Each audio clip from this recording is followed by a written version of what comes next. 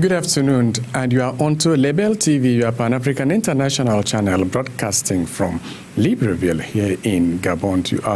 This time you are watching the 7th round, the program that take a look at what makes the news within the week. And as usual, my name is Joe Willie. We are going to look at two issues in this episode. We are going to discuss the cooking pot movement in Gabon, which turned violent when 2 people were shot dead, and persistent kidnapping of school children in Nigeria. With me to discuss this are Luc Mendes. Thank you. How are you? Fine. Good to see you again. Same pleasure. And Sidela Nieman. Good afternoon, viewers. How are you? I'm fine, thank you. Good to see you. We will come back for the discussion after this report. In Gabon, the State Concert of Casseroles initiated to denounce the abusive nature of recent government measures to curb the spread of the coronavirus, namely the new curfew from 6 p.m., took on a more than considerable scale this Thursday evening. Several residents of the districts of Libreville, Akanda, and Ovendo, as well as those of Port-Gentil, the economic capital, took part in this peaceful protest. Clashes between law enforcement and residents in PK7, Louis, and other districts mark a worrying turning point in this peaceful movement. 2 men were filmed on the ground with apparent bullets in their bodies. Several other people were wounded and arrested. In the PK7 district, where barricades were affixed on the road, individuals would have taken advantage of the movement to indulge in acts of vandalism by looting stores. In videos, officers are seen beating cooking pots over the heads of people they had apprehended. In some neighborhoods, gunshots rang out. On social media, videos were shared where we can see men squirting in blood with cries and tears around them. The government has still not spoken. The Council of Ministers of this Friday, February 19, will therefore have to rely on these excesses. An adequate response which takes into account both the aspirations of the populations and the need to stem the spread of COVID-19 is eagerly awaited. A protest movement, commonly known as Cooking Pot Revolution, to protest government measures against COVID-19 turned deadly on February 18 when 2 citizens were shot dead. Luc Mendes, how can a just playing of a cooking pot, which of course was very noisy, could turn this violent? Mr. Willie, is very dangerous and very sad at the same time to have this kind of results. When we talk about liberty, when we talk about being free, we don't have to see this kind of reaction from whoever it is. I think it's a matter of having comprehension of what is going on. We are talking about COVID-19, and if COVID-19 is not killing us, people die from hunger. When you don't eat in the evening, you don't eat in the morning, you don't eat in the meantime. At the end of the day, without COVID-19 or with the COVID-19, you finally die. So people don't want to die because of not having the opportunity to go and search for food or money or taking care of families. This is what took people out, and just making this kind of noise, I think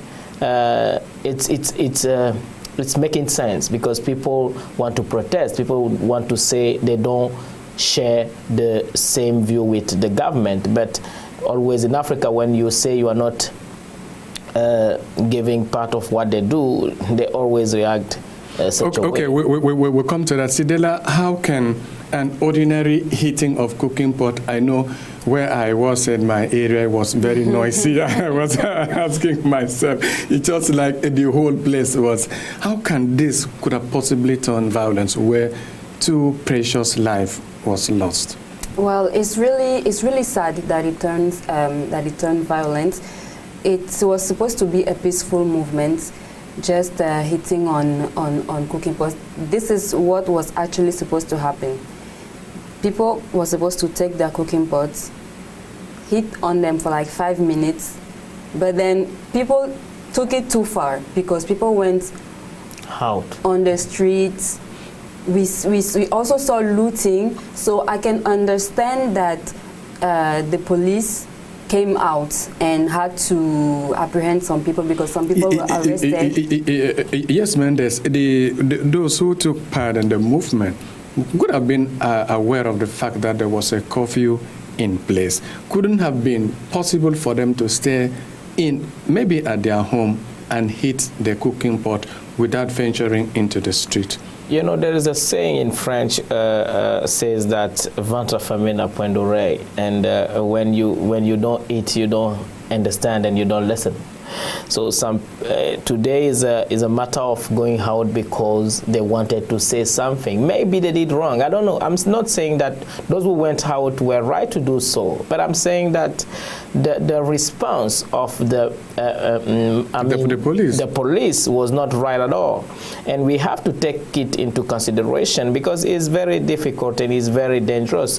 And I hope that people leading us, they are seriously looking at this situation. I hope they are having good care of it. Okay, Mr. Dela, do you think the police was overreacting? Because in a situation like this, though there was a curfew, understand, the police could have been more prudent not to release a live bullet. They have water cannon, they have tear gas, which they could have used to maybe disperse the crowd. Do you think they have gone too far? Of course, that's a problem that we see all over Africa. The police is always going too far. We've seen videos on social media where we see the police hitting, they took some people's cooking pot, hitting the cooking pot on people's head. What do you need to do that for? You just, if the person was doing something, I mean, of course, there's a curfew. The people did not respect the curfew, so they are also in their right to do something. So, as you said, using tear gas and sword could have been better. But we have seen the excessiveness of the police, not only because they were using the pot to hit on people, even when you fail to wear the mask, the face cover. The video also went viral when a man was asked to kneel down before his own daughter. I think, do you think, because this is an health issue, health issue is not a crime. It has to do with awareness, to create that awareness. You see, this is your health. It matters. Your family matters. Health also matters. If you contract coronavirus, you will infect not only yourself, but your family member. If you try to talk sense to people like that, definitely they will understand. But the way we approach it as if it's a crime, the health issue is a crime, I do not understand. Exactly. That's the problem that we are facing. Why would you hit someone? Why would you behave the way that they are behaving because someone is not wearing a face mask? As you are saying, it's a matter of awareness. So they just should not. Yes, like to enforce this COVID-19 measure, do we need to be beaten? Do the law enforcement need to harass us, need to intimidate us? Don't you think they could have? I think there should be a more humane way to tell us that your health matters, my family health matters, not to this extent. Sure, thank you, Mr. Willie. You know, we have to understand, in Africa, we don't understand the words like leadership. You know, when you are a leader, you show the way to behave. But in Africa, they don't show anything at all. They are ready to give punishment, but they are not ready to teach how to behave. Before you go to, before you give a sanction to somebody, before you punish somebody, you have to make sure that the person understands what you want to show him to do. But in Africa, it's not the same. We just want to punish. We just want to show we are the one controlling. We are the ones leading.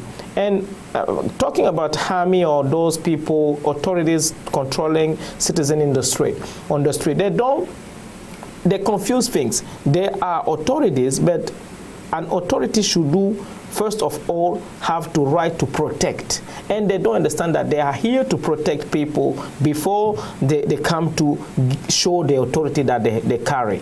Do you think the protesters also went too far by looting? Because it could have been just hitting the pot for how long, how many hours you wish to. Yeah, to me, they didn't go too far, because when they first say that the curfew was like from 6 to 12 or something like that. Nobody protested. Nobody went out because it was quite normal that if I'm going out, I will be able to come back before 8 p.m. Even when people want to come back from work, it's very difficult. Yes, it's difficult. By the time you get your house, it's always 6. And how will you go? How will you go home?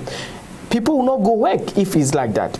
Some people work. Do you think? Okay, consider that. Do you think the government was not really taking the population into consideration before pushing it back?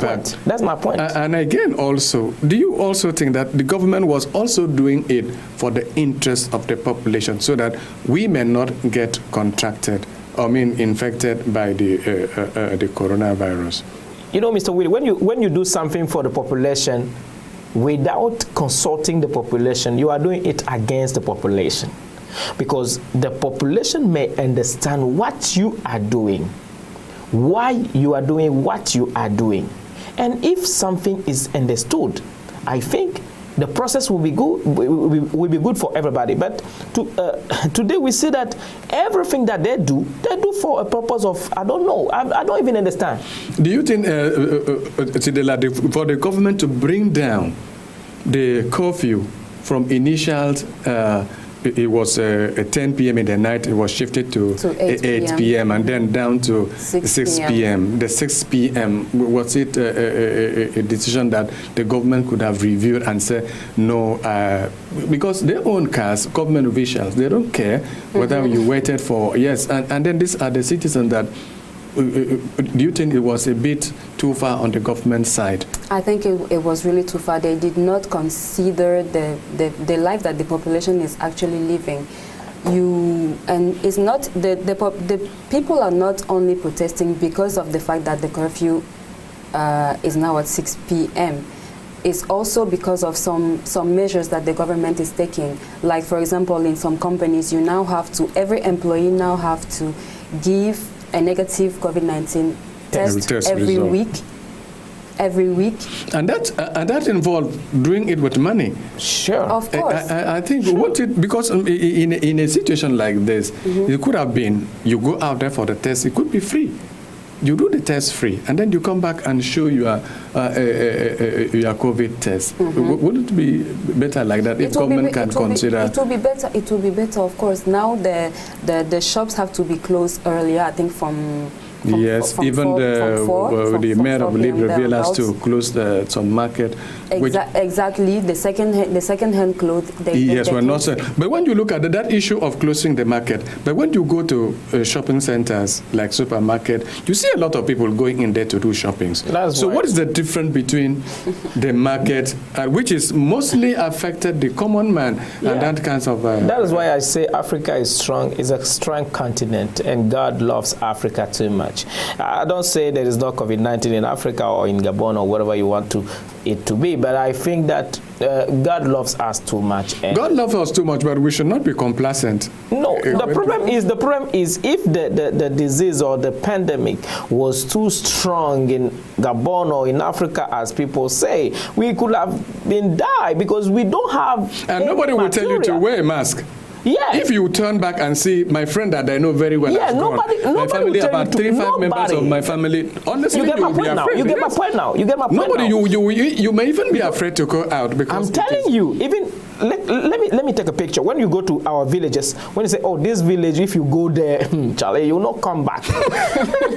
I'm telling you the truth. You will never go there without any concern. I mean, nobody will tell you this thing twice. But because the reality is there. You see, about COVID-19, it seems like it's a dream. I don't. In Africa, we live it like that.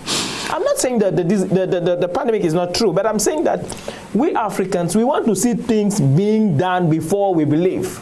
Okay, we want to see things being done before we believe. What do you think the government should do, again, concerning the measures and the life of the people that have lost? Well, I think they have to help these people who are in the informal sector, for example, not only in the informal sector, because families are suffering. Really? Sure. Yes. Families are really suffering. People have to go out to get their bread every day, and it's not possible. They have to talk to the population. They have to talk to civil society in order to know there should be a discussion between the government and the population. How can government discuss with it? Because already we have representatives in the Senate, in the Parliament, because these are the representations of the people. You are mentioning people at the same level, Parliament, government, the same. They have all of them. They have cars and they have everything. They don't even. I don't know if they felt like one day they want to eat. The same reality. No, they don't live they live the same reality. They don't live like you and I in the areas where. Do you think a commission you pick a taxi, you pick a cab. Of inquiry should be set up to investigate the death of the two young people? That's what the police chief. They said they set up they did not set up a commission inquiry, but an investigation. They've opened an investigation. They open it, but we are waiting and see whatever will go on. But I wanted to say something about that. Very quickly, very quickly about even the fact that you want to pick a cab from one place to another. It's becoming difficult. It's very difficult, yes. And people are working far distances before getting a place which is more closer to their place, and it's not easy. If you pay transportation a lot of money, how many you bring home to eat and buy some rice to eat with your family? Yes, it has been difficult during this period of COVID-19. The pandemic has already hit in our society. And of course, as we said during the previous this episode of this station, he said it is a period of humility. Let us see what the government can do about this. I think we have come to the end of the first unit of this discussion. And when we come back, we will look at the incessant kidnapping of school children in Nigeria. Don't go away. Nigerian President Muhammadu Buhari on Wednesday condemned the abduction of schoolboys from a school in central Nigeria and ordered a rescue operation, his office said. The president has directed the armed forces and police to ensure immediate and safe return of all the captives. Presidential spokesman Garba Shehu said in a statement. The number of students and staff abducted from the school in Gagara, Niger State, was still unknown, a statement added. Gunmen belonging to criminal gangs were believed to be behind the attack that took place late on Tuesday. Buhari 76 was elected in 2015 on promises to crush a bloody jihadist insurgency in northeastern Nigeria. But its armed forces have struggled against the militant as well as worsening security across the country. Heavily armed gangs known locally as bandits active in northwest and central Nigeria have stepped up attacks in recent years, kidnapping for ransom, raping, and pillaging. The president urged Nigeria's security forces on Wednesday to do all that can be done to bring an end to this saga and avoid such cowardly attacks on schools in the future. Only 2 months ago, more than 300 students were kidnapped in nearby Katsina State. The boys were later released after a ransom was paid, but the incident sparked global outrage. That was a report on the kidnap of Nigerian children. Just that's Wednesday. The Nigeria Security Forces said on Thursday that they were tracking the armed gang that kidnapped more than 40 people from a government science secondary school in Gagara, Niger State. Like, this issue of kidnapping in Nigeria is one too many. It has gone too far, let's say that, because I don't know. Sometimes when I look at a picture in Africa, I say, like, maybe some authorities are beyond the scene, because you cannot understand that a thing that like that, nobody can control it. Who should we call to control this kind of attitude? Where those people kidnapping children or students are getting enough materials to handle this issue? That means maybe there is a hand or a black hand behind the scene. Uche, the kidnapping of Nigerian children, just 2 months ago, we had 300 children that was kidnapped, even in the nearby state. And now we have another one in Niger, the kidnapping of Nigerian children. The Nigerian school is not becoming safe any longer for the children to go to school. What do you make of this? Exactly, Mr. Willie. Thank you for having me in this second, seventh round. The issue of kidnapping in Nigeria is really a big issue, to the extent that we don't really know who to fear or where to hide anymore. The issue of this kidnapping is that most at times you find out that they disguise themselves in military uniform. We now say that it's these military people that is meant to protect the citizens, especially the students, the school children, that are now kidnapping them. The issue of kidnapping has got to an extent that we don't really know exactly what to do. Because you cannot tell me that if the country is having problem with all these terrorists, it shouldn't be with our children. They shouldn't go to the extent of like emotionally blinding these children.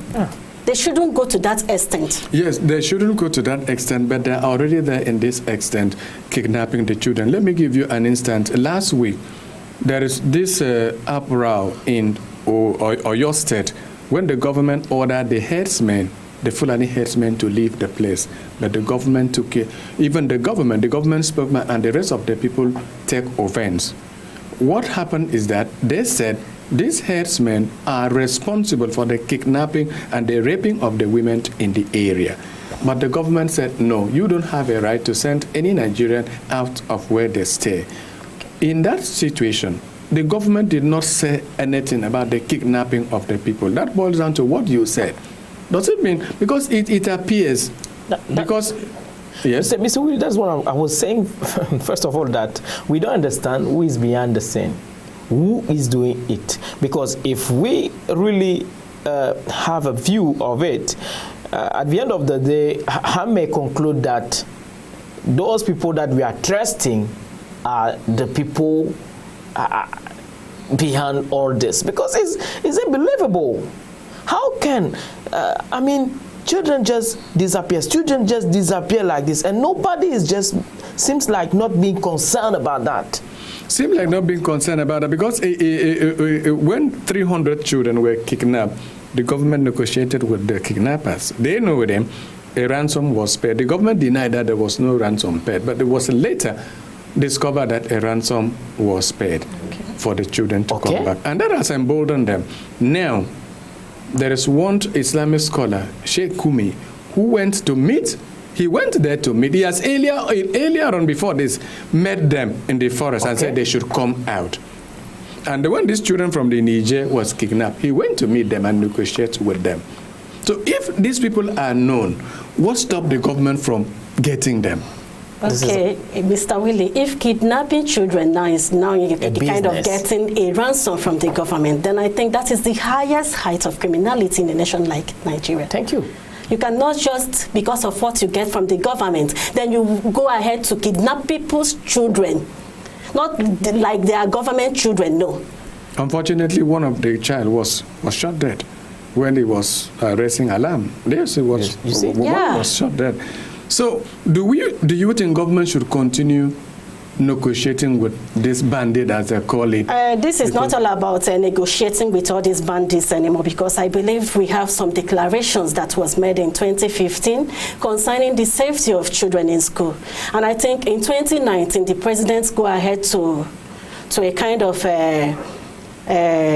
restructure this declaration. It is not a matter of restructuring or the declaration. You made a good point there, because in 2015, when Buhari came, he said he's coming to stop the insurgency. That is even the most reason the Nigerian voted for him. Now, 6 years along, it is becoming more emboldened, even when more than the government that he took over from, because the level of kidnapping in Nigeria, it is alarming.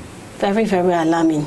And I think it's high time the government should sit up to their responsibilities by, knowing how to go about this. It's no longer about negotiation anymore. They should put in some forces. They should put in in fact, I don't know how they should go about it, but they really have to. Yes. Yes, Mendes, I still come to this issue of negotiation, because I remember when the Chibok girls were kidnapped, it was negotiated. When the Dachi girls were kidnapped, it was negotiated. When these 300 children were kidnapped, still negotiation. And now another negotiation. Why should government continue to negotiate with criminals criminals when you know them instead of going out to get them? That is the question. That's what I'm keeping saying, that there is a game. There is a kind of game. It may be like we don't see the way things are going, but it may having a game playing behind the same that we don't really understand. And if you know the person, if you negotiate with somebody, that means you know where to catch the person. Yes. And if you are not catching the person, that means you are getting profit of the situation, and you don't want to tell the truth. You are just playing games, and people are just wondering, and people are just suffering, and it has become alarming. And I mean, it's very difficult because it's unbelievable. We cannot understand it. We cannot accept it. In Africa, once again, I think, and I may say it like that, it seems like Africans leaders, they don't like Africa. Is it really that African leaders don't like Africa? No. Or not liking Africa, their program is detached from what intends to do with the people. Okay. Is that the case here? When it comes to this case, I think in politics, there is what we call political games. So whenever you see a government behaving like this, I believe they are trying to play their politics like a game. They cannot just come out and tell you the exact politics with the children, innocent people are children. dying, and innocent children are crying and dying, as he mentioned. So why are you playing your politics games and whatever? Meanwhile, people are dying and you are negotiating. People are still dying. People are crying. You are negotiating for nothing. It's just unbelievable. I think it's high time the government should take the bull by the head by just going to fish out these people and like doing the right thing and necessary thing that's supposed to be done. So, very quickly, Lloyd, what do you think government should do to put an end to the incessant kidnapping of school children in Nigeria? I think, first of all, government should tell the truth to people, and they should react very quickly and very strongly. If they know the person that they are negotiating with, they should go straight to the point. Uche, how can government stop this incessant? I still ask the same question, because it is embarrassing for you to wake up and see the criminal will enter the school. The children were tied, according to the report, put them on a motorcycle. I mean, imagine, and then drive them to the forest. It's very uncalled for, Mr. Whaley, because I think the government should at least provide a safe learning environment for our children, because they are no longer safe in schools. Today is in Katsina State, tomorrow is in Kankara. Nobody knows where else they are taking this kidnapping issue to.